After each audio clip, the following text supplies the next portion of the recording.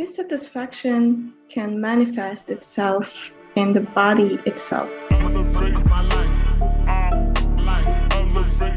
As we saw in the case of conversion disorder, or alternatively, in a less stigmatized, more socially acceptable way, dissatisfaction, this excess of excitation can be converted into other areas of life, other activities, into artistic pursuits like writing and fiction. This is what Freud calls sublimation, where this excess energy and excitation, libido, gets channeled into something else that most of society accepts and even respects.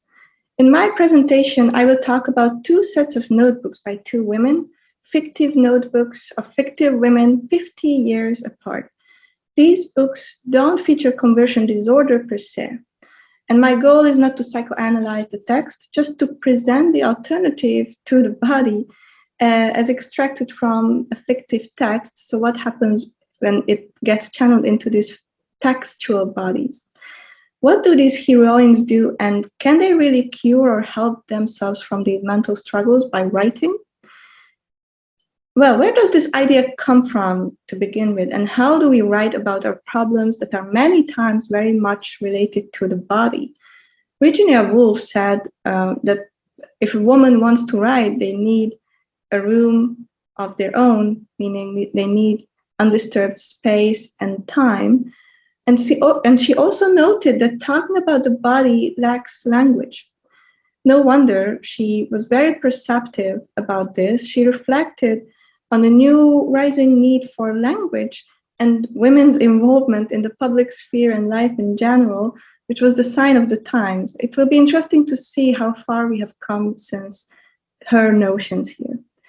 Doris Lessing's The Golden Notebook and Jonathan Franzen's Freedom, interestingly, speak to one another, at least in my mind, not only in the resemblances of these women who write, but also in the overarching theme of freedom, just some food for thought later.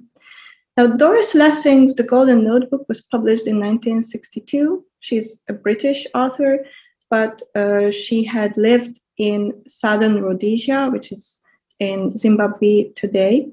Unsurprisingly, a post-colonial world unfolds, the splitting of the world, the fragmentation of communities and of the self features strongly in the book. The protagonist is Anne Wolf, a writer who can make a living out of her writing, having published one novel, and we read 4 of her notebooks that compartmentalize her life. Each notebook has a different color, and different notes get into each of these notebooks. Finally, we can peek into the final notebook, the Golden Notebook, where she attempts unity of all these areas of her life, and where her writer's block also seems to dissipate. Anna sees a psychoanalyst throughout the years. The notebooks span over years. She not only goes into analysis, she reflects on her own madness and disintegration of self in her notebooks too, especially in the Blue Notebook. She swings back and forth between intense feelings of love, her sexual affairs, disillusionment with her political ideas about the Communist Party, despair and powerlessness, and a full-on identity crisis. She is an outsider, a divorced single mother, a writer engaged in these social issues and politics at the time in Britain, but she is free. And her second novel in the making, and this also causes her a lot of despair because of her writer's block, it's titled Free Women. It's a close-to-life artistic interpretation of her reality as she moves in with a female friend of hers, and they both raise their children in the same household. Now, Doris Lessing's set of 5 notebooks is an uncomfortable postmodernish read for most people. It's messy, jumping back and forth between sections of each notebook, so it's not in order, with occasional points or breakthroughs in our understanding. And she proposes a realism and the position of freedom that still has its appeal today, I think. While the woman's discontent is expressed in these notebooks, her body, although aging body, remains fairly unaffected. weathering these emotional storms with the help of writing. So we see here a partial win as a woman takes up space as an artist and an agent in her life, and she's even successful. Her romantic sexual relationships don't promise a comforting solution in my eyes. These relations remain problematic throughout the book, but the protagonist manages to carve an alternative lifestyle and narrative for herself that proves to be manageable, and the body in this sense is spared. In Jonathan Franzen's Freedom, though, in 2010, we meet a very different writer. First of all, it's worth noting that a male author attempted to portray the inner workings of the female psyche, and it is indeed an attempt at that, for a whole chapter is written from this fictive point of view, staged as an autobiography, and it's placed among other narrative chapters where the narrator stands outside the characters naturally. Franzen is an American, and he writes in a globalizing and somewhat already globalized world where the homogeneity of experiences feature strongly in the book as a follow-up to the tendency of fragmentation in post-war culture and fiction. The protagonist, one of them, is Patty Berglund.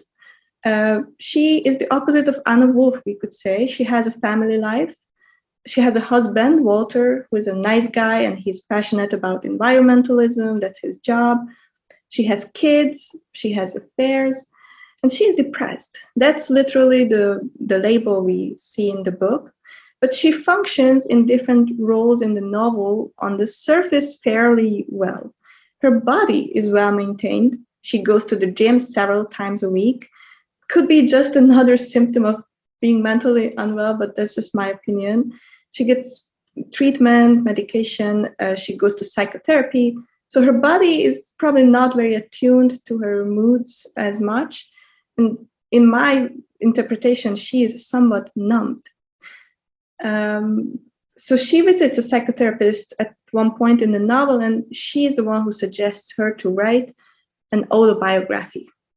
Now, Franzen's novel has been likened to a TV series about families. It's a feel-good reading experience that validates me, the reader.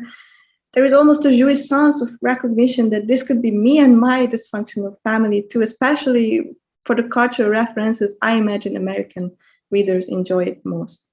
Interestingly, though, Patty's autobiography is incorporated in the novel, so it's just one peek into a very intimate point of view, something that's the sign of the times. Again, we call it new sincerity today. It's an emphasis on authenticity and emotions in created experiences like this text. So in this textual body, it's really incorporated in the whole.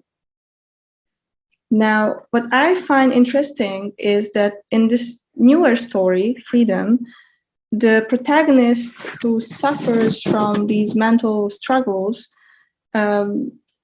appears as someone who receives all the treatments, and the language they use is already very casual about this. Remember Virginia Woolf's remark that the language about the body and these struggles, these discomforts lacks. Well, in Jonathan Franzen's time, it's very much casual, and everything about this mental health and mental health struggles and services is already commodified. Now, what I find interesting, again, another thing is that in this choice and in this question of freedom, there is a danger of falling into conformity, of being pacified. I would say that that's the latter example, as opposed to walking in this comfort, which is probably Doris Lessing's portrayal of this woman.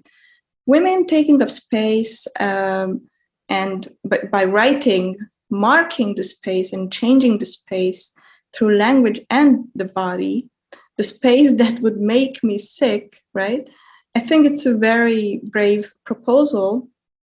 And I would say that in this development that I just portrayed here, the woman has the room of her own to write, and the woman can write, but she also needs to walk in discomfort in order to get her freedom. I think that both women in both stories have their freedom in the end.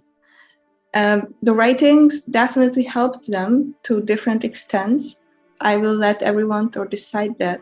But I just wanted to show an interesting pair of examples for sublimation and how, especially also mental health and writing appears in fiction in different eras.